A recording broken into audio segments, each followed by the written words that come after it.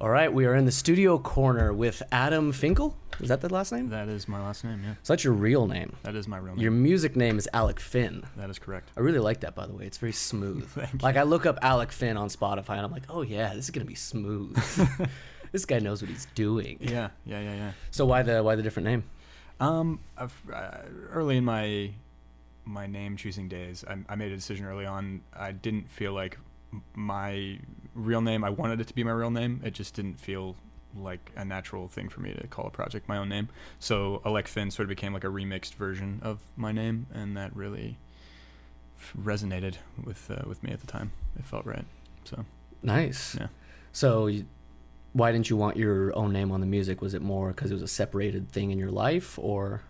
Yeah, I mean, I never was really like I like it being two different worlds. Like I wanted to have like my sort of like personal, sort of have my personal life and my music life sort of have a separation in that way. Like I didn't want people to try to define me as a human being by my music and my name be immediately reflected on that. You know, there's just like, I don't know, some about having it be called Alek Fin, and it still is my name, just scrambled.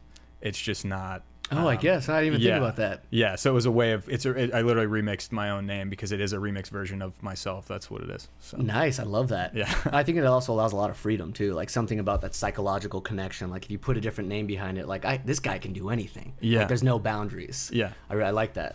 I don't know what the hell mine would be. My fucking name is Haig. It's already weird enough. Yeah, I mean, but if you literally sat there, like I remember sitting there for like a night, and I had like a journal, and I was just writing down a bunch of like, started with actual names and things that are meaningful to me and objects and memories, things like that. And then slowly, like I was just like, I wonder if I could just like kind of mess my name around. And then I came up with that, and it just, there's something about it that also felt like it was European, and almost like Nordic in a way, and I felt like the music feels like it comes from that area of the world. I've always like had that, like people were you sober in these thoughts? Oh yeah. Nice. I like it. Yeah. You're down to the bone. Perfect. Yeah. So it just it just felt right. It felt right. It did. Yeah.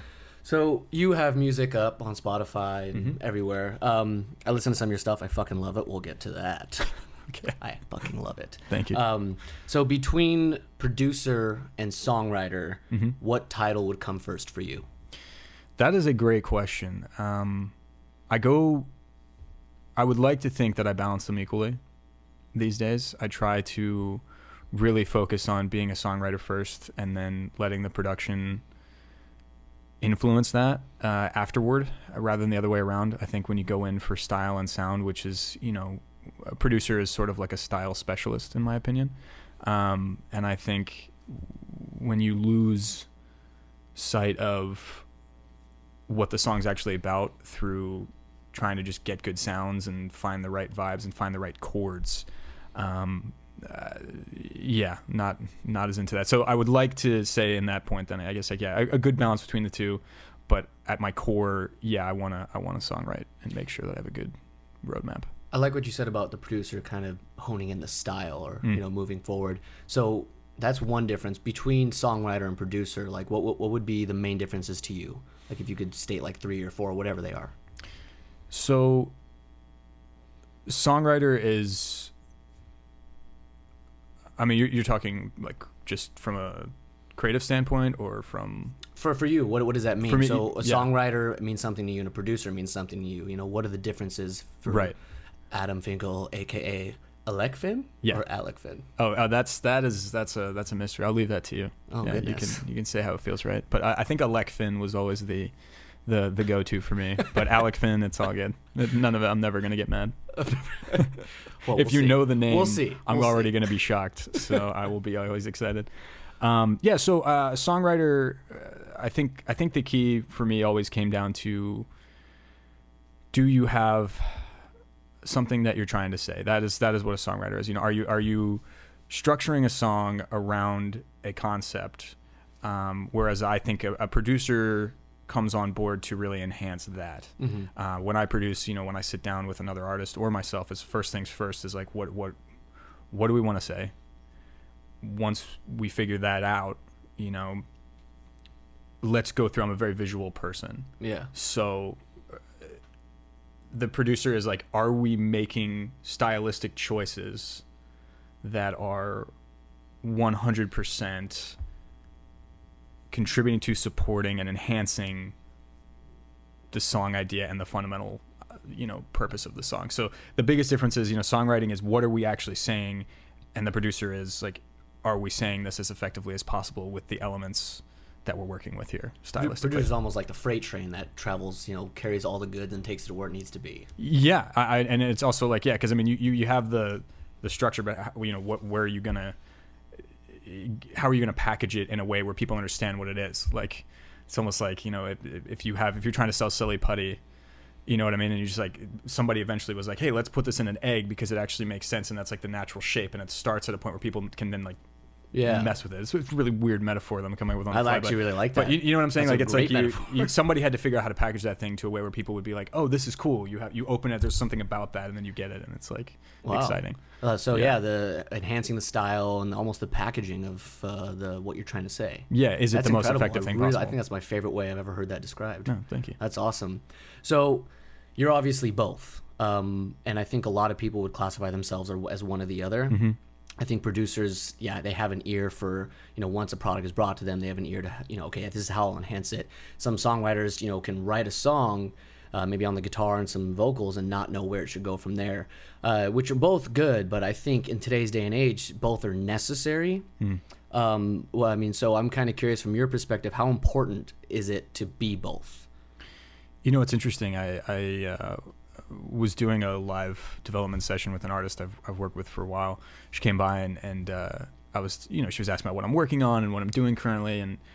And I told her, I was making these records, and she's like, man, I wish that if I was a producer and I could do, like, if I had the tools that you have and I could play all these instruments and I could just, like, I would be doing this all day, I'd put out so many records on these things. And then I realized in that moment, I was like, I think that producers are specialists, and it's like one of those things where not in a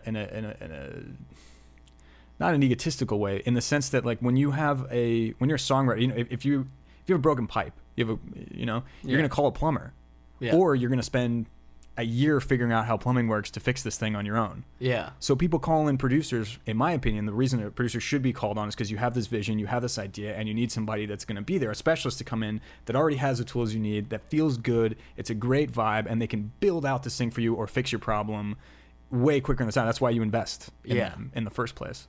So I love that. Yeah. I think that's once again, great way of putting that together. I think everyone needs to pay attention to what you just said. Thank you. I mean, because it's a specialist. I think that's the best way to describe a producer. Yeah. And I think people that claim to be producers without having the skills to play different instruments, to use the different MIDI input or MIDI controllers and all that, like, all even down to the basic stuff.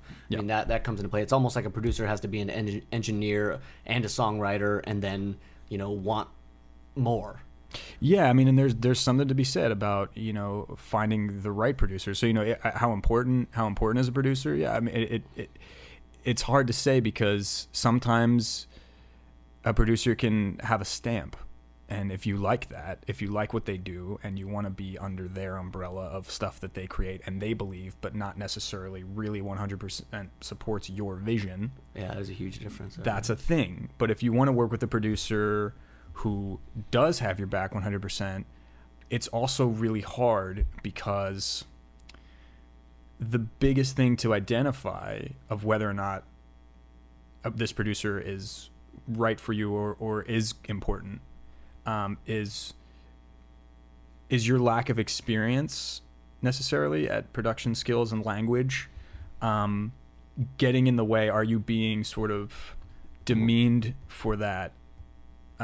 Instead of, like, is your lack of experience and your personal taste given separate understanding, if that makes sense? Because, like, I may not know what I'm trying to say, but what I'm saying does have inherent value, and it is what I need to convey. So can we come up with a common language? Is this person willing to have that language? And if they are, then yes, a producer is essential to you, because they're going to take what you're saying, they're going to package it in a way, they're going to save you a ton of time, they're going to bring out hopefully the best parts of you and push you to really commit and write and be consistent and show up every day with like new ideas and thinking deeper and not just allowing, you know, the fundamental idea to just fall on whatever the cheapest or whatever like the most fast. Yeah. You know, like what is the fastest way to get this out, you know? Well, there's also, I think there's a huge factor in laziness, you know, the willingness, because, you know, we can all learn to play guitar and, you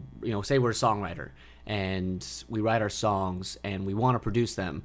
And kind of like what you said, is it really the fact that you can't hear more? Like you don't have the skills of a producer in the sense like you can't hear where it needs to go to enhance what you're saying? Or is it that you can hear it, but you just don't want to take the time to learn what a producer does? And I think that's a huge one because I've experienced that myself. I'll admit it. I experienced that almost still till this day. Yeah. It's like I sit down and record a song and I'm like, I can hear all this stuff, but I have no fucking clue how to get to this sound. Right. And it's like I could sit there and, you know, go on YouTube and learn a bunch of tutorials, or I could just walk away.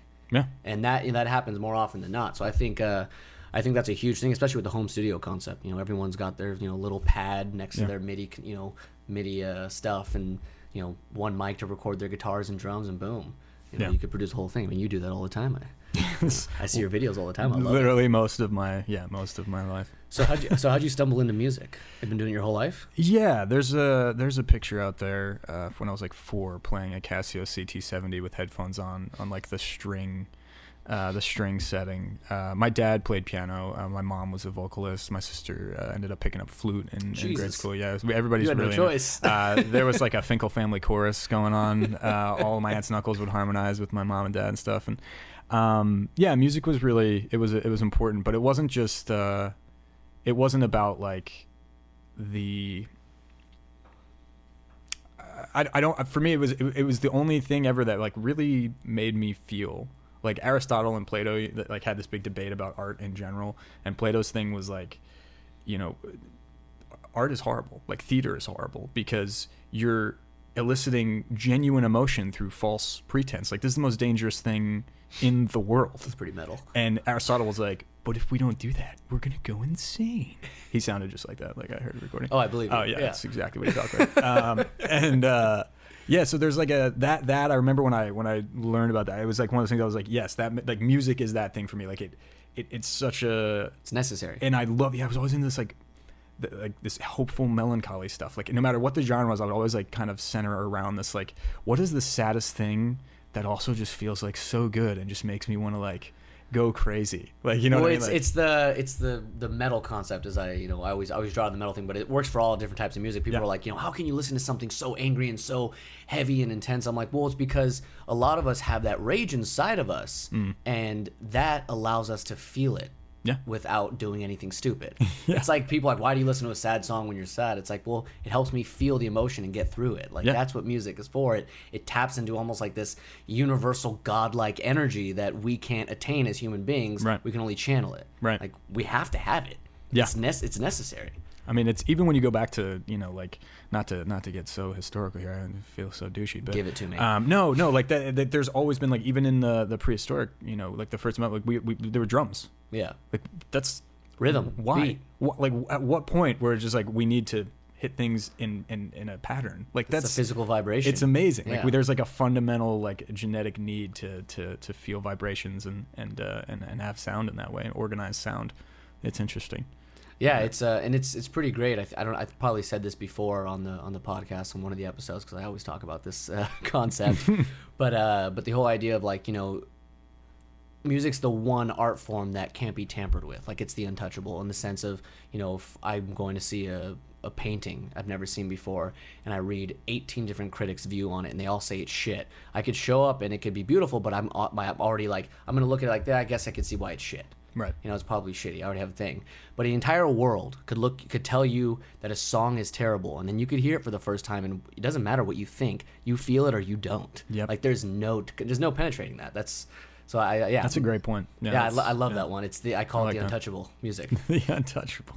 No, I love that. Yeah. So when you first, I imagine in your teenage years, did you decide you wanted to be a musician, or how did you like make that your goal? And within it, what was your goal with music? Yeah, that's fair. I think really, yeah, teenagers, when I moved into a house where I had a drum set in the basement, and my friends would come over and we would jam, super late. My dad at the time was doing a little bit of traveling with business, and I would have, everybody else was having like ragers. For me, it was like having like 6 friends over, just like playing music till 3 a.m, and doing a lot of jam band stuff. And I was a drummer at heart. That was always like that. Playing drums. Yeah, playing drums was my first. That was the first time I ever felt like natural at something. Not in like a, I'm a shredder like crazy, but it was just like, I would hear ideas, and the distance between my taste and what I was making, that gap was faster. I would bridge that gap faster than anything else in my life. Again, beautifully put. Yeah, beautifully put. Like, and it was awesome. And I remember like I did musicals and stuff in high school and had fun in that stuff. And like I liked performing, but it never felt as good as when I would play a battle of the bands. Like it never felt as like this feeling, like how I feel when I do this, and like the authenticity of, I don't know, it felt the most like me. So when I went to college, I still didn't really know, but the school I went to, their program was pretty much like awesome if you want to be a classical. Is usually the case, yeah. Yeah, but also my problem is in 2002 now, electronic music is not a thing that people are like amped on. Like your Trent Reznor. Yeah, but like even that, I remember the first time I showed my mom like one of my early records. She was like, "Is this because we got divorced?" And like, talk about the greatest response to a freaking first release. And she's like, "I love it." Like she's like, "I love it. It's just like it's so heavy. Like I didn't realize." Like, and I was like, "No, you have to understand. Like this is my taste. Like this is what I love. That's amazing. This is what I like." And it became this thing. Like I remember, like it was like an adjustment period for a lot of people in my life, because they know me, and I'm like, I like love them out there, but this is my expression. They are the same, but you have to understand that like.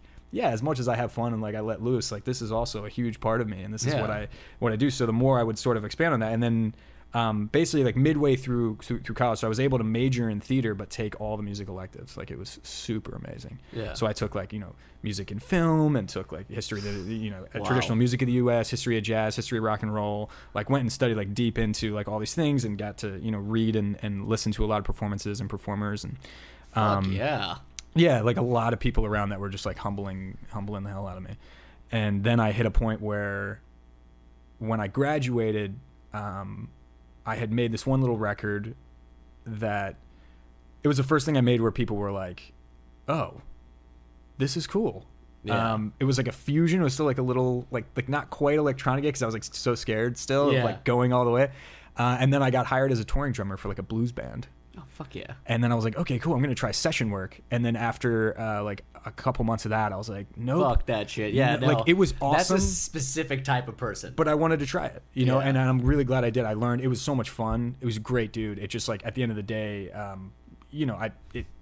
just realized like I need to be working on my own projects. Yeah, you have to channel it somehow. Yeah, I think that I'm more comfortable that way, having that control, and I guess that was like the main thing. So when I got back after that, I had this is now 2006, and that was where I was like, all right, I need to figure out what this looks like. I want to do this, and then I realized all the things I was going to need to really bridge the gap again between making stuff that feels good and what my actual current level of experience is with all this. So I worked really hard to learn how to engineer, and I play a bunch of different instruments, enough to get my ideas out. I'm definitely not like, a specialist, but I really love expressing myself on different instruments. So what led you to the electronic side of things though?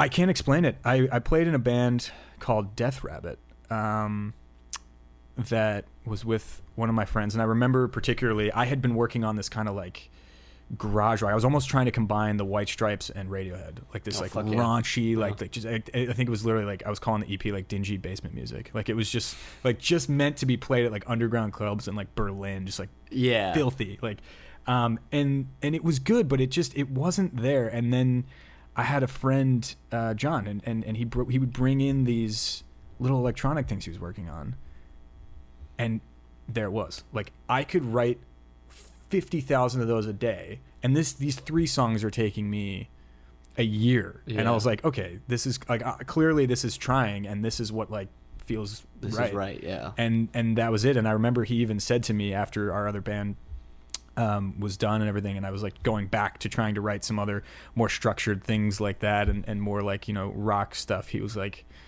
the day that you embrace the fact that you're just a weird musician who wants to make weird noises will be the best day of your life. And the next day I wrote like 30 ideas like that, and it became like the start of Alek Fin, for sure. That's fucking awesome, man. Yeah, I love that. I think it's a huge part of any musician's or any creative person's journey too, is accepting who you are, because it's so easy to, like, you know, we can spend, you know, the first 25 years of our life, or 20 years, 18, however, what do you want to call it, you know, believing in something and working our best at it, but it's just, you know, it never comes through, and all of a sudden something like that stumbles upon us that we never even thought about, and it becomes overnight more important than anything we've ever done. Yeah. And I think that comes with accepting, and I feel like it's so easy to latch on to something because we've committed the first 20 years of our life to it, we have to stick to it. And I think being a creative, not even just a musician, but a creative person, you have to be ready at any point in life, even if you spend 60 years, to say, oh, that just hit me, everything changes from here on out. Yeah. Like, and accept who you are. So I think that's incredible. I think that's great. I think that's why you became successful at it. Yeah.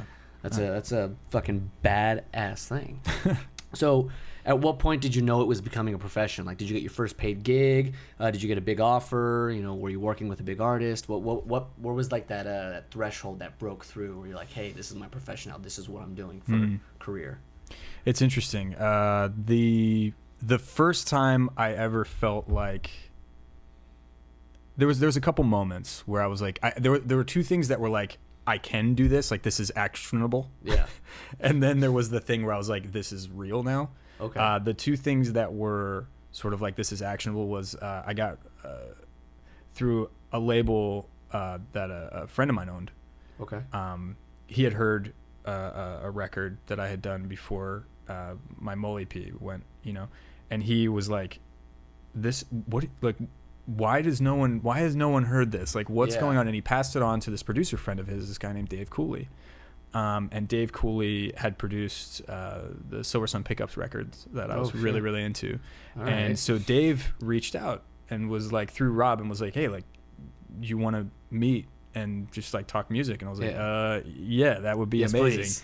And I sat in that room, and I think naively, you know, I was like, this guy is going to want to work with me, you know? But it was more of him coming in there, challenging me about how I write. And he called me out on a lot of things. He's like, you're an incredible stylist. You're an incredible sound, you know, designer. But are you really writing songs? Damn. And he said, because he's like, I don't think you need a producer. I think you possess the tools to do it. You have all of the tools to do it. He's like, I don't think you've organized them and packaged them properly yet. So take some time, listen to a bunch of music, listen to stuff, and then write your next record. So part of the reason so that was one of the 2 things. Right before that happened, the only reason that conversation happened was because I had told somebody this, somebody had told me to start doing remixes. So the 3rd remix I did was for a remix contest by Phil Selway, who's Radiohead's drummer. Yeah, I was going to ask you about that. Talk about that Radiohead remix deal. Yeah, so it was just him. He did a solo record, and he had a track called Beyond Reason that he put up on this site called Indaba. And a friend of mine found it. It was one of my coworkers at the time. Was like, hey, dude, you should enter this. You were talking about remixes, right? And I was like, yeah. And it said, like, you know, he will pick the winner himself. And that seemed really exciting to me. Just the fact that there was potential for him to even listen to it. Yeah, personally too. That's done. Enough. So I spent like 50 hours probably on the remix. Had a couple buddies come through and you know, give me their like, yeah, I would say that's, you know, that's on point. And I was like, okay. And then it came in second in the popular votes, and then he picked it as the winner. And it was this like insane thing. Why do you think you won? Well, what separated you from everyone else's track? I would say that I'm very lucky that I had an epiphany on my second remix. as if I've been doing this for years now. The first remix I did, I had this mentality of like, oh, this has to make people dance. This has to make people groove and move. That's the point of a remix, is like, it's supposed to be like EDM or like trip hop. Yeah. And then I was like, nope. A point of a remix is to take, for me, I decided to embody the, what is the song about, or what does it feel like it's about? And I'm going to run with that theme and make it fit that theme. Basically reproduce the song rather than remix it. Kind of like change its outfit. It's literally like reproduce it's the same person, but let's put you in a different outfit. And outfit. it's the same tones. Yeah. And you get to add your own if you feel like what's there is not enhancing it. Yeah. So by the time I got to that remix, what I think helped a lot was I wasn't trying to just make a bunch of cool sounds or just like take his, you know, his acapella and put it over just like my own orchestration. Yeah. I literally took all of his samples and used like 90% his samples and like just chopped them and made them refit to something that felt like there was no reason to it at all, because that's what the name of the song was. So I just took like Beyond Reason and I made a song that's just like, this sounds out Beyond of Reason. control. Yeah. And he had written, like, he's like, there was just like, you know, something about that one that just really felt the most like raw. Like it just felt like the more organic out of the group, and it was just, it was like surreal. Good for you, man. Holy shit. It was so did you get to personally meet him at all? I mean, how did No. you just got to announce the winner? His label, None Such, they sent me a signed vinyl from him. It just said like all the best, and they sent me like thanks for the great remix, and their rep reached out, and I was like, please tell, you know, Philip, thank you so much, and I really appreciate it. They're like, we absolutely will pass on your kind message, like we're so grateful that you submitted, and yeah. Do you know how many people were in the contest? Yeah, I think it was like 300. Holy shit. 400, yeah. Wow. Yeah. That's a serious statement right there. Yeah. So what came of that? Like, did anything big come out of that? I mean, did you meet anybody important? Like, how did that lead into your career? Yeah, it was a, you know, I think like anything else, I particularly at the time, it was a credibility booster for sure. You know, it's like one of those things where like when you post that on social media, like friends of friends of friends or people from the past, like all of a sudden it's like, oh, it's a qualifier. You know, and that's a big thing, especially in the LA scene where a lot of my friends were living at the time. I was in Ventura County. Okay. But my friends were in LA. And so he, you know, one of my buddies saw it and was like, dude, I didn't even know you do remixes. Do you want to do remixes for like a bunch of artists on my label? And I was like, yep. So I started, and now I started getting paid, you know? So that's who hired you. Labels hired you. So yeah, so I started getting remix gigs off of the fact, like the third remix I ever did, which just seemed insane to me. Wow. And then that was the guy who introduced me to Dave Cooley. So now I was like, I've established myself as a producer who can remix, and then now I'm taking these tools, which by the way, remixing teaches you how other producers work from a fundamental. That's the best part. It's like, forget whether or not you listen through all the textures, how they pan, how they use things. It's like, it's such a great way to learn how other engineers work and really get inside the head of the people working. I would never think of that. Wow, that's dude, you're full of gold. No. This is gold. This whole, we call this episode gold. You know what? It's appropriate for this production gold. Production gold. Hey, if that's what's coming out, I will happily take that compliment. Cheers. That's a great cheers to you, man. That's incredible. So labels were hiring you for remixes. Yeah. So then after I met with Dave Cooley, so I should have done this other order around. So yeah, I get the win the remix contest, meet Dave Cooley, get humbled to a point where I basically just take a break from writing for about a year, because he had mentioned just listen to other people. Don't be a statist. Don't be like a mathematician. Don't be trying to write equations for all this. Don't try to be doing statistics every 5 minutes. Just listen to all of the best, most popular records of all time. Not just the hits, like the whole record. Why is this? What is it about the way they're doing things production-wise that's happening? Like, what are they doing? And it was like little things I would notice. Like, playing the chorus melody on an instrument at the intro to the song, and then doing a verse, and then doing the same melody again with vocals this time. Like, it's already in your head, and then you have a verse, and now it's played again, and then there's another verse. You're already getting the chorus 3 times within the first 2 minutes of a song. Like, do you have name 3 records that were big in that changing process for you? So for sure, Beach Boys. Wow. Yeah, getting lost there. Pet Sounds was one I kind of dug into, but even that's probably not the best example. But still, I actually went through Willie Nelson, like a best of Willie Nelson compilation. That's just to hear what that guy's got going on, because it seems to be working so well. Yeah. And then who was the other one? I went through Elvis, actually. I'd never really listened to a lot of the throwback Elvis stuff. Yeah, it was beautiful. So take Elvis for example. Do you remember specifically what you grasped from an Elvis record?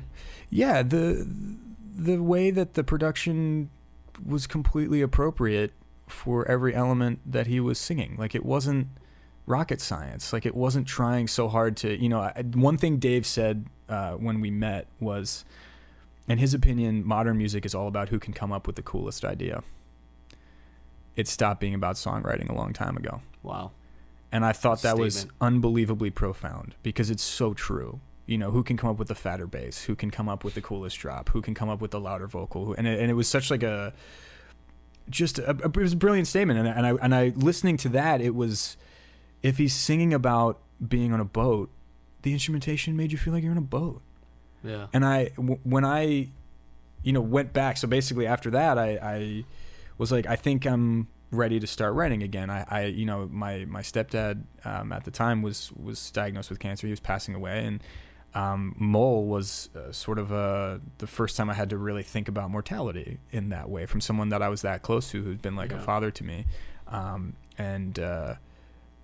That record was a deep reflection of that, and all the things that come with that, and each song was sort of a different extension from that. So it was like, before I was just like, literally like, I'm going to make soundscapes, and then when it feels cool, I'll throw some lyrics on it. This was the first time where I was like, I knew what I wanted to say. Start to finish, yeah. And I knew different things that go along with that concept, and I want to sort of explore those things. And for that one, when you ask, like, when did this become a career, I hired one of the labels I'd done remix for. I had said, like, what, any advice on this next release I want to put out? Because I sent it to him, and he's like, this is awesome. He's like, have you ever thought about doing PR, like working with a PR person? I was like, I can't afford that at this stage, And he's like, no, like, send it to this girl. She might give you a deal if she really likes it. So I sent it to Inga at Girly Action in New York, and she was stoked. Just like, she was like, this is awesome. I would love to work with this, but I need a lot of stuff to go with it.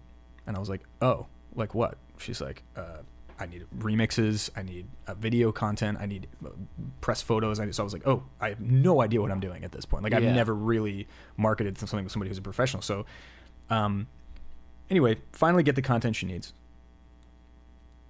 She goes, all right, here's the fee up front. For me at the time, it was like, it's a lot of money. But it was up front, and I was like, this is perfect, because this is an investment. Yeah, this is an investment. 100%. Like, I want to know, is any of this actually, this is like 2012 now. Okay. So this is like, and I established Alek Fin in like 2010. Okay. So like, this is a moment where I'm going to see if somebody who has that sort of clout in like the blogosphere, and that sort of clout among like other tastemakers, like, is it going to break through that? So you hire this person for a 2-month push, right? I hire her on. I don't hear from her for 17 days. Holy shit. Did you freak out? I mean, no, because part of me was like, that sort of like murder on your shoulder was just like, told you, you suck. You know what I mean? Like, it was like that moment of like. Before you sent her all this stuff, like, you don't have to go into super detail, but like, how did you go about getting that content? Did you do it all yourself, or did you get friends to help you out, or did you hire someone? Always have friends to help me out, yeah. But I always, like, I'm big on value. I don't like people working for free or doing things like immensely for free because it's just not right, unless it's something that they're like adamant about, and they, even then, like, I'll still want to do it because it just is that. So I had a guy who was working on a video, never actually got finished, but I had a guy who I needed a remix, and a girl I'd met through like playing a couple shows was like, I'm gonna send an email out to my whole company, and we'll see if, because she was like a booking agent or something. Okay. And like 48 hours later, I get an email from this guy, Robot Koch, in Berlin, and I was like, I didn't know anything about him at the time. I just like, I really liked a couple of his tracks on his thing. I was like, oh, cool. If I had known kind of who he was at that point, I probably would have been like freaking out. But so I was just I'm very uneducated in that world. So I was like, for him, it's like he just was like, he was one of the first inductees to like the Red Bull Music Academy. And, oh shit, okay. And he's in the electronic scene. He's been in a band called like Yakuzi and like a bunch of stuff, especially in Berlin. He's like just a really cool, classy, tasteful electronic music maker. particularly like he was big in the beat scene early on and stuff. Yeah. So yeah, he reached out. I was like, I really love this song. Like, I want to try a remix for it. And I was like, awesome. Like, here's my budget. And he's like, no, I don't want your money. What I want is I want you to write another track that I can put on my next record, and we can just do a collab on my record. Fuck We'll do this. And I was like, yes, this is everybody listening. Pay attention to that part right there. That is how musicians should communicate. Collaborate for collaborate. Yeah. Like, make more music. Yeah. Fuck everything else. Yeah. Yes. Yeah. That's so good to hear. It was awesome. Yeah, and especially like for like where he was at his career at that point too. Like, he was like there was no reason. Yeah, no reason at all. Yeah, and so he came on board. He does this remix. I have this content there, and it's all through like friends of friends, just kind of like pushing out, who like really just were helping. And then all of a sudden, 17 days into this thing, and also, by the way, a bunch of people in my network said, don't put this out. I should also say that. As many people as there were that were like, we'll help you, there was a lot of people who were like, this is just, you sound like a sad version of Radiohead. Like, this is just not gonna hit. Like, this is not a thing. That's how you know it was fucking good. Because if people can't decide their opinion on it like one way or another, it means you're missing something. Like, maybe that's not totally true, but I've always stood by that statement. I've always thought that, especially something creatively. Yeah. It's like, if you don't have people disliking it for one reason or another, then you're missing something. Because as much as people are, inspired or feel so intensely on the, more positive side of things, there should always be that healthy balance of people that don't. Because we're all so different. Like, you have to be able to get something out of everybody. Yeah. If you just get a neutral all the way through, you're not digging deep enough. Fair enough. You got to piss off someone and make someone fall in love all at the same time. Hey, yeah, that's great. Yeah, I love that. I know that for me, yeah, I had a lot of people that were like scared for me. Because they were like, you're about to invest money. This is like a thing. This is like crazy. It's the biggest step, Yeah, and so I finally had to take a deep breath and be like, you know what? I need to know. Yeah. I need to know. So I put it out there. 17 days in, no response whatsoever. I'm out to dinner with my mom and my stepdad at the time, visiting them in New Jersey, and I get an email from her, which I normally would never like check my phone during dinner, but this was like, guys, I'm sorry, but it's from Inga. Like, I kind of want to know what's going on with all of this. So I read it, and it just says, thank you so much for believing. I know, this has been a crazy road so far, but I got you a premiere for your first single on Jay-Z's blog, and Jay-Z okayed it himself. Holy shit. Yeah. That's awesome. Yeah. That was like... I'm just mind blown right now. Yeah. And so wait, before we move forward, I want to walk through this really. Let me just sum this up. Yeah. 2010, you come up with a new name for your music.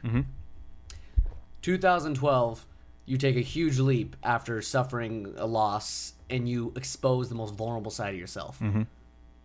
Not knowing anything about the industry, not knowing anything about that. Someone offers you a ridiculous chance that, most people would be like, this is too out of my league. I'm not going to spend all that money. And you said, fuck it. And you went for it even when most people were saying don't. And then 17 days later, you get told that your stuff is wanted by Jay-Z, one of the biggest artists in the world. Yeah, to premiere on his blog. Like, so that's about a 2-year timeline. Yeah, 3 years. Yeah, 2-3 years. Yeah. I'm saying this because I want everyone listening that's a musician that's trying to make it in any way, shape, or form. Like, that's one event. Yeah. That is one album, one event, one person. Yeah.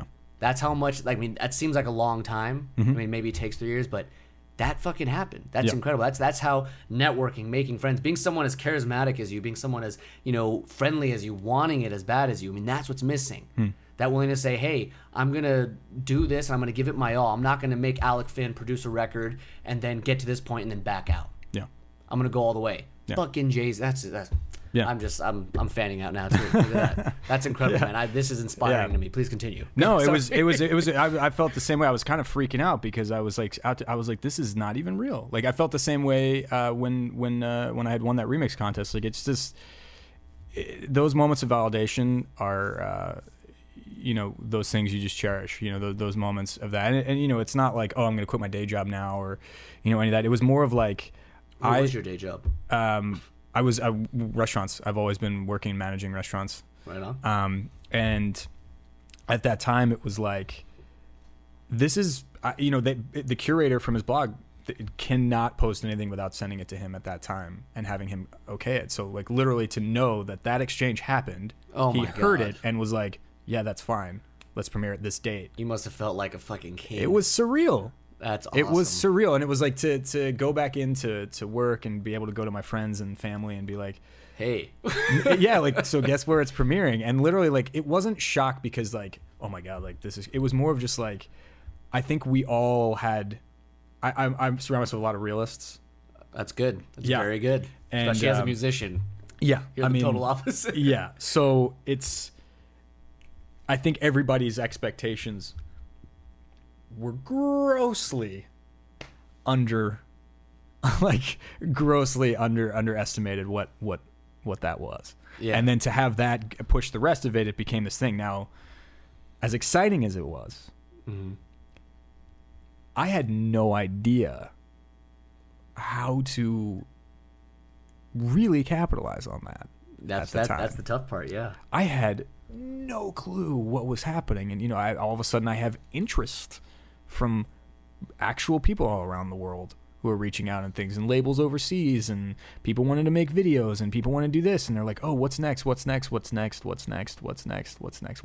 thing? What's the next thing? I have no idea. I'm like, dude, I literally made this in a loft bedroom at a house in Newbury Park, and like that, now it's like being premiered on a blog. Like, this is surreal. But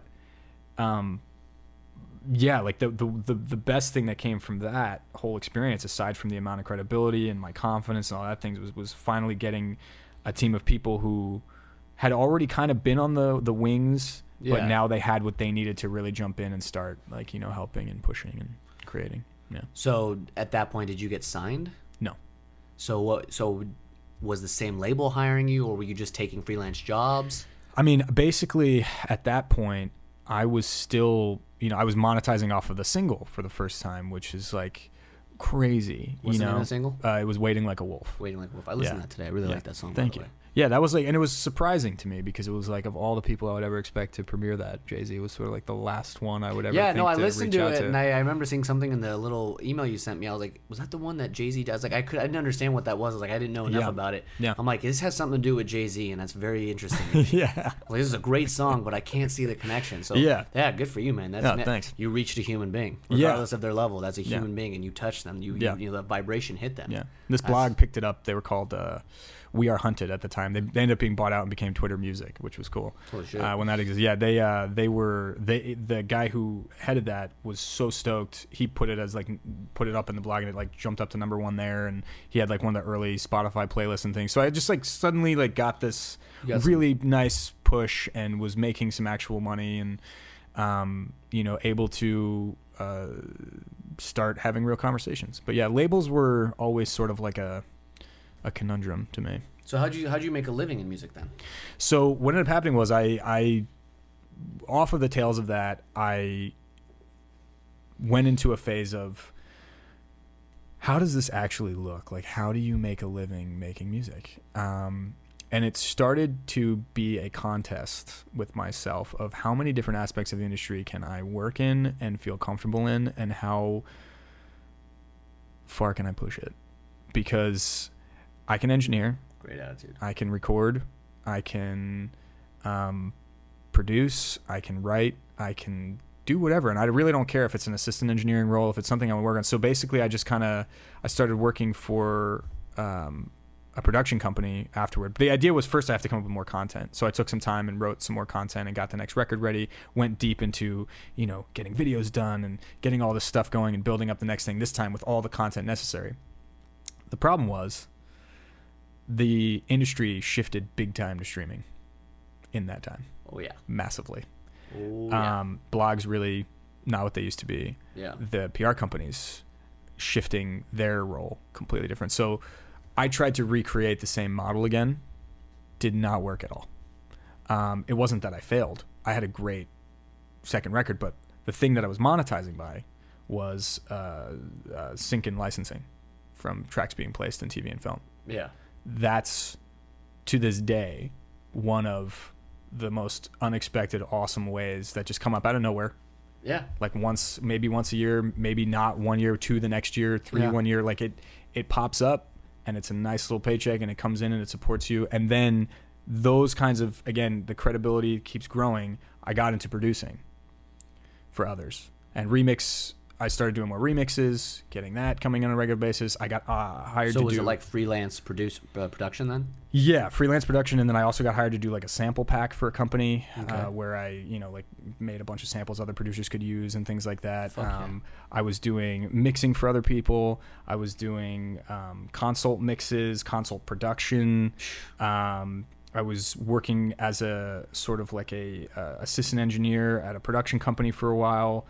And then ended up becoming a co-producer, assistant producer on projects, and then eventually kind of went rogue from them and went off and started doing production on my own. And that was when, that was like 2016, 2017 was where I really was like monetizing full-time doing production and from my tracks being placed and from... So you were making money in the industry then? Yeah. You didn't have your day job anymore? Yeah. I dropped it completely in like in late 2016, 2017 because I still had it, but I went down to like 3 days a week, just more of like support rather than it being like a full-time thing. And and that's something that, it was a change that I had to do because it was like... I have to go all in or none. Yeah, and it was also like, but also not driving yourself insane. I think part of what I dealt with for a really long time, and it took me a lot of work to get out of, is letting your career define you. And I think I was so interested in just being able to say I'm a music producer and say this is my full-time job and say these things.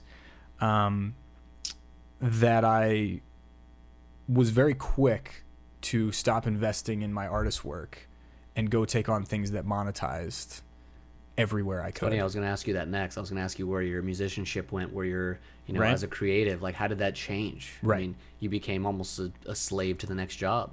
But I also wanted to know. Like I was more curious, like, what is this? What is it like being a producer in LA full time? And the other thing to note is I didn't move to Los Angeles until I was already monetizing. I made a very conscious choice to do that. Yeah. So I moved there in now 2016. So I'm still pretty new to actually living in LA, actually. But no, I love it now because I don't need it. Does that make sense? Yeah. Yeah, you're there because you're just there. I just want to be your there. Life, and you kind of like this. I want to be there. It's easy. It's easy to like. I love being around the neighborhoods, and I live in an awesome place, and it feels great. Yeah. But yeah, so the musicianship definitely, my artist side kind of took a back seat for a while because I kept getting job after job after job, and part of it is like I just was following that road. Would you say that you kind of in order to put your artist side behind you, you kind of had to make your own stamp as a producer? Do you think that came into play where it's like everyone that came to you, it's like, all right, well, this is how I do it. This is what I do. Here it is. Yeah, I mean, but it was also like maybe there's a whole culture in LA, doing these rights. There's like a right culture. I mean, it's like you're gonna meet with these people all the time, and you're gonna write songs, and you go from session to session to session, and you're a co-writer on like, all of a sudden by the end of the year you've co-written like 100, 200 songs, and now you're getting a cut from all those, and you keep building this residual thing. And what happened to me was I had an artist I'd been working with for a while. We were full-time, and then I picked up another artist that we started working full-time, and then I was making my own records at the same time, and then I was being sent these one-off artists on a pretty regular basis, like to do rights in between. And I started realizing through these rights that this is not for me. Like, this is when I would ask these artists, like, what do you want to write about? And they were just shocked that I asked that question. Yeah. Because they're like, what? No, you're supposed to produce a whole song out. I sing on it. I get my cut. You take your cut. And then we never talk to each other again. That's like sort of a lot of the energy was like, yeah, like I'm not looking for like a producer. I'm not looking for a friend. I just want to make a song that I get a cut of, and then I want to go to the next thing. And it's not bad. It's just not for me. Like, I get that it's a business move for a lot of people, and they have great voices and they're extremely talented. You may not want to say it's bad, but I fucking say it's bad. That's fucking garbage. Well, somebody in the room believes it. Somebody in the room believes it for it to work. Like, somebody loves what they're doing. Is that somebody in that room believe what they're saying. I mean, music is not Yeah. only that expression for us and that feeling that we need to get out, but we're saying something. Right. You know, it's almost as valuable if I looked someone in the face and said something so out of line and so absurd, Right. and I got punched in the face for saying it. I got punched in the face for saying that. I'm not going to go out and fucking say that again. Right. But in music, you can't get punched in the face. Yeah. There's so much backing it, so much bullshit around it, that if you contribute to the whole idea of saying something, you know, not giving a fuck about what you're saying, not caring about that message, that depth, no one's going to punch you in the face. I mean, you can just get away with it. Yeah. So it's like, look, it's an unstoppable force, but as a fucking human being, don't you want to be a part of something that means something? Well, that's the problem, right? It's like, not okay. But the art, like the producer will be like, the producer, it's more of the artists coming in are more actors in a producer's play. The producers are like, this is a song about orange juice. You need to sing lyrics about oranges. And they're like, oh, like, is this cool? I don't know. That second rhyme's kind of weird. Okay, is this cool? Yeah, that's great. Find a melody you like. Oh, that's cool. I can live with that. I can live with that too. And it's a song that came from producer's vision. He coaches the performance to get what he wants. It's basically the producer's show a lot of times. Well, I mean, yeah, I guess, you know, it's a vocalist as a studio musician, sure, Right. which is great. It's one of the biggest parts of making money in the industry, but Right. to be a part of that, like, someone's got to have a vision that they care about, that they mean. You know, is the producer saying like, oh, it's about orange juice because I care about orange juice and I think that's going to make a difference in the world, or I'm trying to, you know, get something across, or it means something so important to me that I'm going to use music to express it, Right. or I'm writing about orange juice because I know some asshole's going to buy it. Right. And that's bullshit. Well, and the thing that was cool was almost every artist I had to write with left feeling a little unhinged. It's kind of icky. In a good way. Because they came back in the second session like angry, motivated, because they're like, "What do I want to say? How do we say this? Like, what are we doing?" Like, the thing that sucks is most of them come from out of town. They only get 48 hours. I mean, so you only get 48 hours with a person to make a song, and it's just a very intense system. And there's people who absolutely crush it, and they do great, and they make meaningful work. For me, I realize that like I like time. I like development. I want to get into the nitty gritty details of what you're trying to say. I want the visuals. I want that. And it's really developing a skill set there. Right when I was sort of at my peak of like, okay, I could be a full-time producer now. Yeah. I could go do this, and I could just, even if I'm not getting, you know, paid per session from artists, if we're writing songs, if I'm writing this many songs, I'll be fine. But the quality of life then comes into question. Are you making stuff that you want to listen to? Are you making things that you feel good about? Do you care about what you're doing? Do you care about what you're doing? And then I got hired to do a massive application at that time, producing and engineering a huge app. Wow. And that took precedence over everything else I was working on, because I had to go with it. Yeah. And that was 30 genres of music I had to produce in a month and a half. Holy shit. It was insane. So real quick, I want to clarify. I'm not bagging on studio musicians. No, studio musicians are the fucking soul and core of this entire industry. Yeah. But to the studio musicians, what they need to understand, and what I hope they never lose sight of, is when you're hired to come play a part or come add your stuff to it, means they're hiring you. Mm-hmm. Who are you? Who are you as a person, and what do you contribute? You shouldn't walk in as a guitar player and play a certain way because you think that's what they'll like. When you walk in as a guitar player, you play who the fuck you are. Yeah. They hired you for you, and I think it's so important to never forget that, because it's so easy to walk into that room, walk into that vocal booth, and the producer says, "This is exactly what I want." All right, well, I can sing. I'm a professional, so I'll do what you say. No. You take the advice and you enhance it because they hired you. And if you don't get the job, you get less jobs for that, then so be it. But this is the fucking music industry. You stay true to yourself, or you can go fuck yourself. Yeah, I mean that's it's a very, very serious subject for me. No, dude, I mean it's something that you're passionate about. It's something I agree. I think there's something really important about maintaining your own voice, and you know, in LA it's hard because there's so much influence all the time. You get pushed around. And and it's, you know, I think part of my my thing as a producer too, in those rights, is like, I'm not gonna write a song for you that I want you to sing on, because everything I write I want to do for my own project. Yeah. So what makes, I think, me unique is that I am an artist and a producer, and that definitely does change things in that light, because like I'm coming from an artist's headspace and then producing after that, if that makes sense. So I'm empathizing before I just jump in and throw my take on there. Which is why I think you're a great producer, why you're so good at it, and why you're able to continue to be good at it. I hope so. So you work at a restaurant now. Mm-hmm. Me and your cousin Evan, who, believe it or not, guys, he's sitting in the room. He's just staying quiet. Yeah, he's very well behaved. Very well behaved, Evan. We came and we had dinner. I ate Mm-hmm. way too much that night, but it was the first time I got to meet you, and the only other time I've actually been in person with you. Mm-hmm. And I liked you right off the bat, but you mentioned a few things. You mentioned you had walked away from it all. Mm-hmm. So that's not 100% accurate. Okay. What I said is I had walked away from basically, I wouldn't say I walked away from anything. I just changed my focus to being back to being an artist full time. So how did that? So schedule wise, what does that change for you? Like, what do you do? What's your income? I mean, is your only income from the restaurant now? No.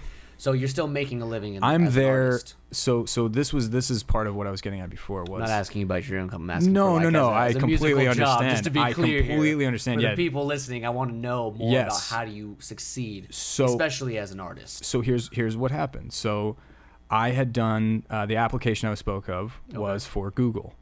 So I got hired. Damn. Yeah. So I got hired to produce and engineer an app for Google, and it was a big project for me at the time, and it set me up. It put me in a position where I really don't have to take on any other work for a while if I don't want to. Between that, the other projects I had worked on, like I had been really diligent, and I had set myself up so that I could basically be my own label. That was the idea. Fuck yeah. You know what I mean? So I had taken on all these projects, I built myself up, and I gave myself this sprint. Now, at this point, I just literally achieved a dream that I set in motion in 2010, and this is the end of really 2017. I hit this wall, and I start getting crazy anxiety, and I start feeling this really shitty energy all the time because I lost my love. I took this thing that was like the most precious outlet, and I turned it into a job with real work stress, unbelievable work stress. It's not just like if this doesn't go, if you don't meet this deadline, you're gonna get a write up. This is like, if you don't meet this deadline with this company or this artist, like your reputation as a producer is just you're fucked. And it's like, whether it was that dramatic or not, that's how it felt. Yeah. And it wasn't the people, it was how I was making myself feel.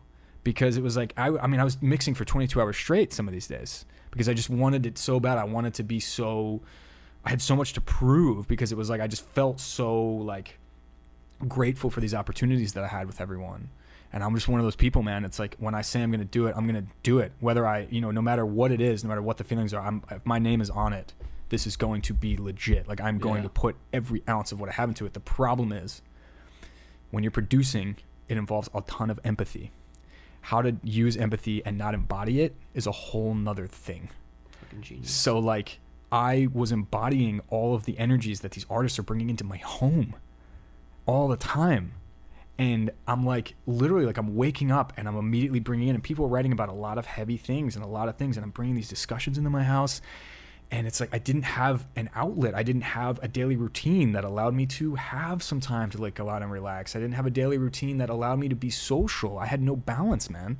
I was literally just like making music all day, every day, like without any direction outside of like, well, I can say I'm a producer now. What is the point if I don't even enjoy my life? You had no flow. I had channeling through it you. wasn't happening. It was just absorbing. So I hit a wall, and luckily I had set myself up with a cushion financially where I was like, I need to take some time and figure out what it is that I want.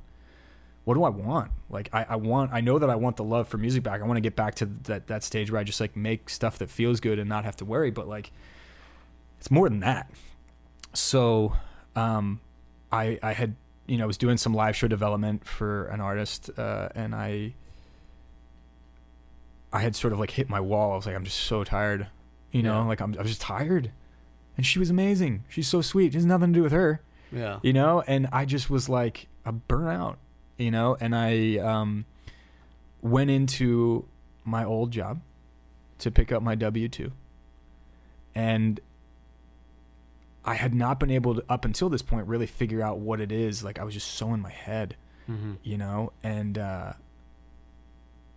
had met like this one of the one of the servers that worked there, she just saw me and she just gave me the biggest hug in the world and was like, oh my God. And I just like walked up to these two people that were sitting at the bar, and I was wearing like normal clothes, and we just started talking about, you know, life and all this random stuff. They were complete strangers. And I had this moment where I was like, oh yeah. Oh yeah. People. And I went back to, because I was on break and the session happened to be in Agora. Yeah. So I went back to finish the session, and I went back to the restaurant, and I saw my boss, and I was like, listen, this might sound crazy, but is there any way you'd be down to have me here like a couple days a week, like just to like be around humans? Like, you don't even have to give me shifts that are like money shifts. Like, if I could just like have this and like just in my own head have a social life that's like, I mean, and I have friends and I go out with friends, but I don't ever want to be reliant on my friends to like be mental stability. You know what I mean? Like, that's like, I mean, you rely, like, of course my friends are amazing, but I don't want to like, hey, can we hang out? If we don't hang out, I'm going to be isolated in my cabin here. That's not a healthy way, you know, but it was also like, I think it was just getting out of my head. It's the interaction with, and it's just people, and you have structure. I need structures in my week. Yeah, that was the thing. I went back to being just an artist full time, and the moment was I was working on a chorus in a song, and I had this like wash over me, of, oh my God, if this doesn't market, it's 6 to 8 months from now. Like where's the next check gonna come from? Yeah, that's weird. Your head just totally twisted. I've never been there before. And then I realized, like, you know what? How do I balance this? Like, how do I structure this? How do I take the pressure off? How do I get back to a joyful place with this, where it's a healthy relationship, where I'm making stuff because it feels good? And that was that moment where I really reestablished the fact that for me, being creative always needs to come from a want and not a need. And some people work really well the other way. They have to be in a corner to make their best stuff. For me, I need to have free, open space to do this.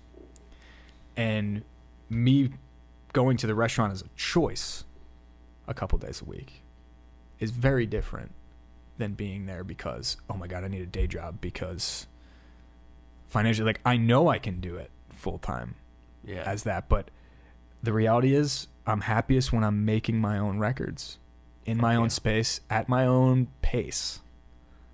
And will I do production again? Of course. Like, if there's jobs or there's people I meet, like, I'm not like hard knowing anything that comes through, and there's corporate gigs that'll come up. Of course. Like, I get reached out to with things, and I'm not like, oh no, you know, I'm just an artist now. You know, it's not like I'm that, but right now it feels great. And I just want to build a massive catalog of stuff that's going to attract people to make stuff that, like, any people coming through, I really have made a stamp as an artist that then can bring me work as a producer that's really in my vein all the time. I don't want to produce pop stuff as much, I don't think, you know.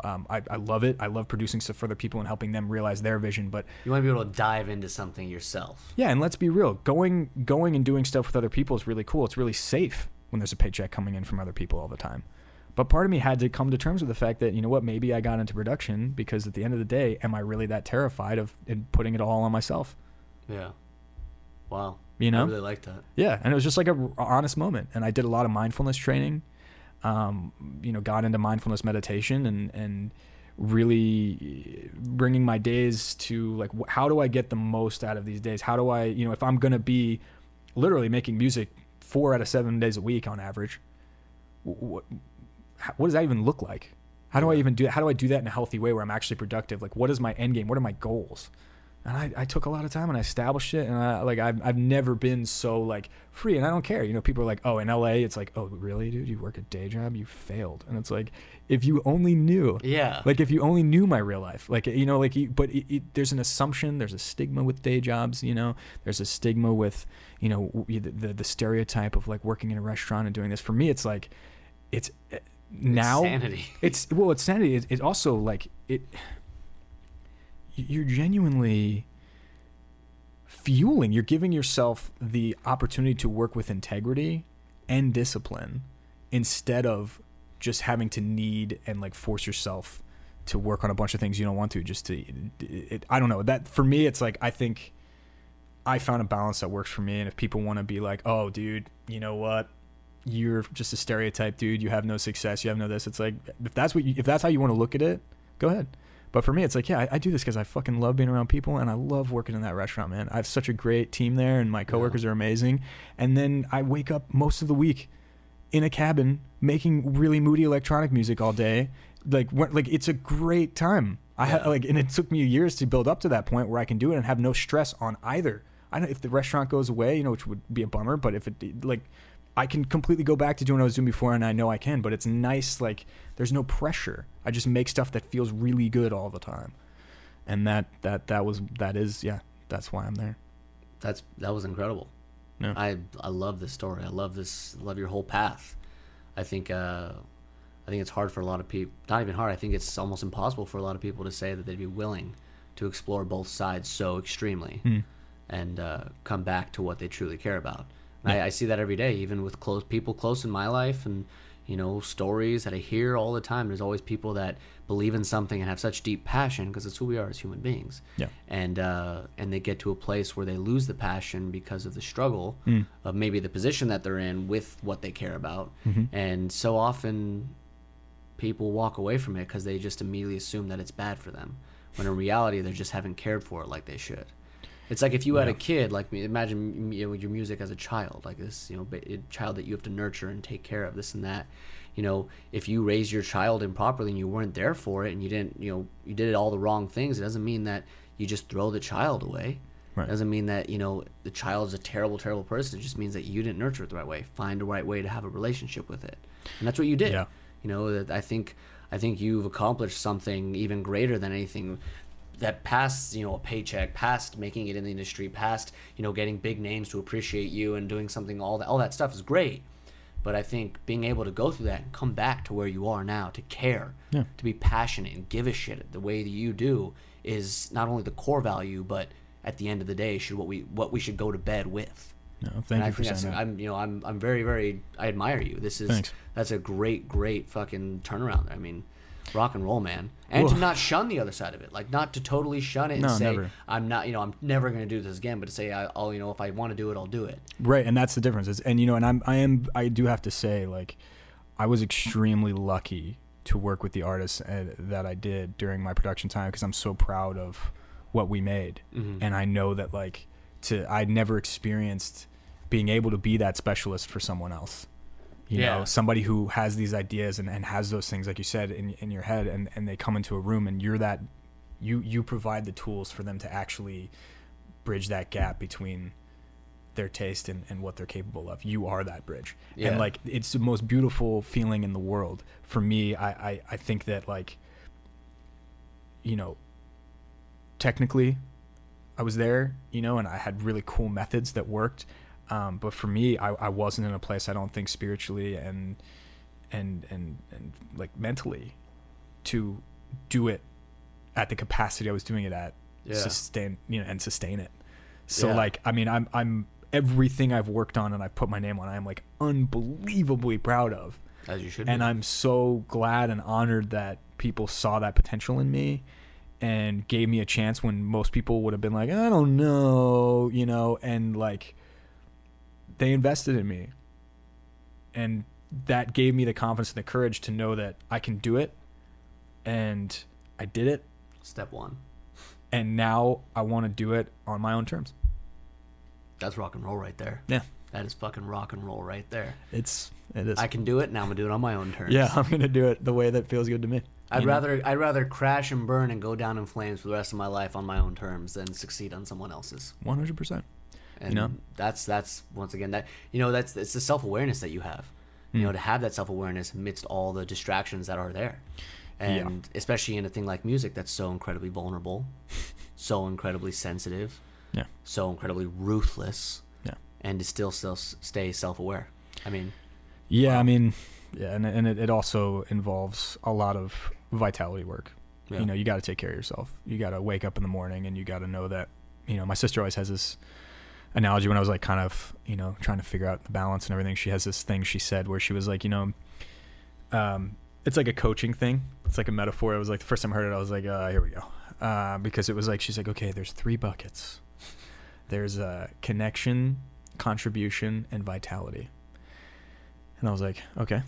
She's like, the idea is that every day you have to fill every one of those buckets as high as you can. When one of them is not full, the other one's drained quicker. And if one fills up too much and the other one's drained, like it basically meaning you need to balance those 3 things out. That's fucking at all times, every day. So take care of yourself, contribute something to other people, and then you want to connect with everything that you're doing and like actually believe and feel everything. All right, we're going to repeat those 3 real quick for people listening. Number 1, connect. Number 2 is contribute. And number 3 is vitality. Yeah, and if I'm screwing this up, I am sorry, but that's to me, that's how I'm remembering it. Oh my that's God, how that's changed me. Yeah. That changed my life. That's incredible. Because if you're just focused on yourself, that's not going to work. If you're just working on stuff for other people, that's not going to work. And if you're not connected to anything all and each other and you're not passionate about something, then you're going to be completely done. So find that balance on a daily basis. People on the top of my head right now that I just want to scream at to. Me being one of them. Yeah. You know, wow. Fuck yeah. And that stuck with me really well. And I think, you know, one of the things that I remember from this book that I took a mindfulness meditation course from, it was like all done through a book. It was the idea that, you know, number one, you know, the mind is just ruthless. Hell yeah. Your mind is just, there's no shame, you know, it's just insane. But also like we have 2 modes. We have doing mode and we have being mode. Doing mode is what 90% of, I was in doing mode for the better part of 10 years. Okay. I was so focused on just like the next thing all the time that I like forgot to breathe and like just like taste food I'm eating, for Christ's sake. You know what I mean? Like I wasn't enjoying any of these experiences. Like I just literally achieved my entire dream, and to look back on it and just be like, you know what? I want to just enjoy it. I want to go for quality over quantity, man. Yeah. You know? And that was like a big thing that came out of that for me. You know, it's not for everybody, but it should be for it changed my life, you know? That's where the best content comes from anyway. Yeah, I think so. So I'm tapping into a very interesting sort of a new phase of my creative life right now, you know? Damn, man. Yeah. Well, I mean, I love how zigzag the journey is. Yeah. And I have a feeling it's going to continue to be like that with someone as deep as you and someone as connected to what you do. Yeah. So, I mean, I'm definitely going to have you on a few months from now. See where we're at. But let's do this episode for now. Hey, that's fair. Yeah. So I want to change gears a little bit just because I want to pick your brain. No, please. Yeah, so let's talk about the foundation of a good song or a good track. right. In your opinion, Okay. as a producer, as who you are, what are, like, if I gave you a piece of paper and it said write down a checklist of what absolutely has to be in a song or absolutely has to be in a good track to make it quality, you know, is it beat, is it rhythm, is it a melody? Like, what are the things that matter most? I'm going to walk you through how this would be if I was working with an artist who's coming in. If I hired you, this would be the first thing I would ask you is, you know, what do you want to write about? What is your main intention? What is the song about? Like, what is the overarching theme of the song? Okay. So this is, let's just say this is a song. There was a track I worked on it. It was about, you know, basically when you go to a party, and the song's called Nightcrawler. And it was the idea of you're going to parties and you meet all these people in LA all the time. And like, she was saying, she's like, and then you wake up the next morning and you're like, are those people even going to remember me? Like, what was the point of that? Like, we don't even stay in contact with 90% of these people. We just go there and talk about ourselves for like 3 hours and then we come home and like nothing happened. Like, what is this? Like, why do we do this? That's a great concept. And then, but she wanted to write a song about it. And she wrote these beautiful poetry and all this stuff about it. And it was really cool. But so that was the first question is like, what do you want to write about? She gives me that. I was like, that's beautiful. Like, that's something I can definitely identify with. Let's talk about where you are when this starts. Where are you in the introduction? The reason why I get into this, because again, I'm going to approach this as both a songwriter and a producer, and these are the questions that I need to do both, which is I am both when I'm an artist, so it's really intense. Full circle. Number one is like, if we're writing a song about being around a bunch of people who you're not really connecting with and then waking up and like feeling empty, where are you in the beginning? Have you already been through it, or are you about to go through it? Are you pre or post? Number one. Number two, right? Yeah. And then We'll wait a few more episodes before I promote that. Sorry, Evan. so I don't know who's listening to this. You know, you still got it. You know. well played. So that's a thing that's like, what do you, where are we when this song intros? And if to a point where like, okay, so this is before it happened. Where physically are you? Are you in a car? Are you in an auditorium? Like, give me fundamentals of, because if you're anxious because you're about to go into a room of people that you don't really know and you're like not feeling particularly confident, and you're in a car, from production standpoint, now I'm in a really close environment, and I know that like everything needs to be extremely intimate, and we're not going to have huge production here. This is going to be a very quiet, calm perspective. Then, you know, during the pre-chorus, this is where you're walking through the door, so there's more motion, there's more movement, there's opening up, and then you're in a giant ballroom during the chorus. You know, these are things that I can use instead of us being like, oh yeah, that like I really just need the high frequencies to really come in, and that nobody's going to talk like that. Yeah. Nobody's going to have that conversation. So instead of talking about frequency and depth and all those other things, let's tell a story based upon your intention. Let's make a story together that makes sense, where we're both on the same page, so that literally every creative choice, every instrument I add, everything I do is funneled through you, the artist. Sweet Jesus, what are your rates? Yeah. So that, when we come through, it's like we can come out on the other side and everything that you said is like, okay, yeah. So then once that's established, so now we have a story that makes sense. I have some spatial ideas of how this looks, and it's a cohesive story that makes sense to us both, so we know we're like have the same vision. The next thing is, my question is, how do you want this to move people? Now, of course, people are like, well, you know, I want them to feel like this. No, not how you want to feel. How do you physically want this to make them move? Because for me, I believe that beat is the main indicator of genre. Interesting. So depending on how you want your body to move is going to depend on how we're going to initiate sort of the style and genre of the track. Even if you're a pop writer, you can make a song that's metal. You know what I'm saying? Yeah. Like there's no rules in terms of that. Like there's stuff I'm obviously more proficient in, but if you want to make a song you want people to roll like this, like we're going to go more R&B. If you want stuff that's going to make people shake yes or no, you know, we're going to go more like house. We're going to go more like, you know, four on the floor. If you want stuff that's going to make you headbang, that's the whole thing. If you want stuff that's going to make you not know how to move, that's a thing too. There's no wrong answers. Yeah. It's just tell me how you want this to move. If you want people to be confused, if you want people to be lost, we can make them move that way. React to it. We can make people move that way. Fuck yeah. That's cool. Oh, yes, I love this. So that's Continue.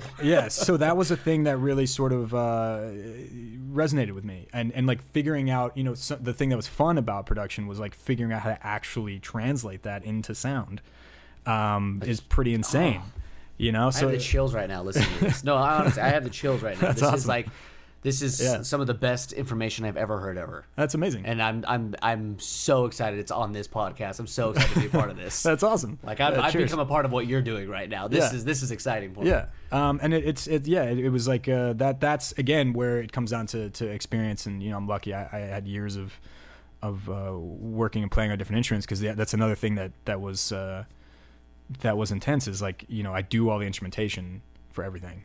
So when there's stuff I can't do, we go to session musicians, and that goes to the neck. Yeah, exactly. And it's a blast, because they're the best at what they do. God knows I don't know how to play the instrument. So when they're like, hey, can I? I'm like, yes, please do. I would love that. But it's fun to expand that and grow on that. So yeah, that's sort of like the most important elements for me. So just to really like shrink it down are, what are you trying to say? Can you make a coherent narrative out of that? Both visually and just like on paper, conceptually. And then how do you want it to make people move? Having those three answers to that question really will help empower a producer to do their job efficiently, and you'll save a lot of time and create a common language a lot quicker than anything else. Yeah. I'm going to sell this fucking episode as a masterclass. I swear to God. Damn. I mean, This is incredible. So, one last question before, or not even a question, one last thing before we end this episode. If for all those cats out there, all those kids out there, taking the electronic route, taking the production route, taking, the modern day production route, what would be your advice to them? Like, what would you say? Like, what should they study? How should they approach things? What should they go after? What should they pay attention to? What should they watch out for? That is a heavy question. I thought so. So I saved it for the last. Yeah, no, that's good. I would say take your time. Take your time. Be patient. Make sure you love your daily life while you're doing it. As much as it's exciting and it's fun to have, like, you know, big things happen and you want to get there, make sure you are enjoying that journey first, because that other stuff will fall into place when you have that structure, you know, and that would be in line with that, is structure yourself so you are being consistent. Put out stuff on the regular, you know, but make sure you're enjoying yourself while you're doing it. Don't live completely in the future and base all of your happiness on whether or not this one thing's going to go or not. It's not a healthy headspace. I've been there. It seems sustainable, but long term, I would recommend just like breathe into it, take your time, develop yourself, enjoy it, and don't be too influenced by what's happening and what's selling right now, because stuff I was making in storage units and bedrooms that people used to laugh at and freak out about got me to a point where, like, I literally work what I want to do whenever I want to do it now, because I just took a deep breath. And it's at a phase where, like, yeah, you know what, like, I'm still working and I still have a long way to go, but yeah, you need to love your freaking daily life, dude. It's so important. Yeah, just breathe into that and everything else will fall into place. If you can find a way to have a healthy life with music as a part of it in your routine, you're going to be gold. It's going to happen. Wow, that was, once again, just incredible. Well, dude, Adam, I cannot thank you enough. Thanks this has been, you know, I had a feeling walking in, you know, going into this episode, I was really excited about it because I'm, you know, first time I met you, I was like, this guy's got charisma. I can, you know, he's very on the same level of energy as me, and I really felt connected, and I was like, I'm excited to do this.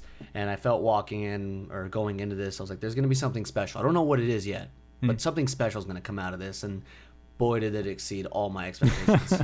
That's amazing. I just this whole episode just really embodies why I'm doing this. That's beautiful, man. I'm really glad to be here. Thanks for having me. I can't wait to have you on again. Oh yeah, you're coming back on. I'll find you. I will find you. Don't fucking underestimate me. And I will make you speak into a microphone. That's almost kinky, but well, you know. Anyway, thank you so much, man. Any last words? You know what? Final words. Final words. This was a treat. Thank you so much. Rock and roll, man. Hell yeah, dude. Peace out. Peace.